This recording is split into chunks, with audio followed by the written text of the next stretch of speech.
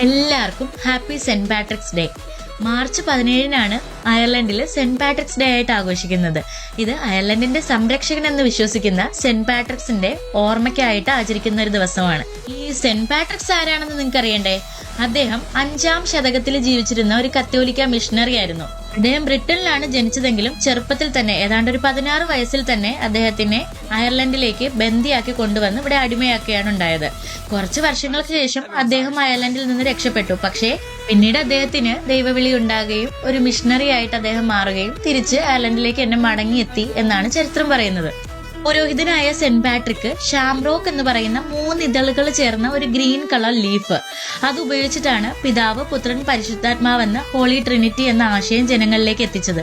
അതുകൊണ്ട് തന്നെ ഇന്ന് സെന്റ് പാട്രിക്സ് ഡേയുടെ സിമ്പിളായിട്ട് നമ്മൾ കാണുന്ന ഷാംറോക്ക് ലീഫ് വിശ്വാസത്തിന്റെ കൂടി സിമ്പിളാണ്.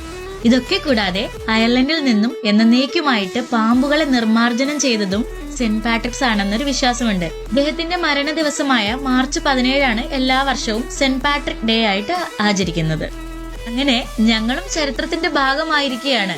ഞാനുള്ളത് കൗണ്ടി ഗോൾവേയിലെ ക്ലൈമർ എന്ന് പറയുന്ന സ്ഥലത്താണ്. ഈ ക്ലൈമർ എന്ന് പറയുന്ന ചെറിയൊരു കമ്മ്യൂണിറ്റിയില് ആദ്യമായിട്ടാണ് സെന്റ് പാട്രിക്സ് ഡേ പരേഡും അതിന്റെ ആഘോഷങ്ങളും നടക്കുന്നത്.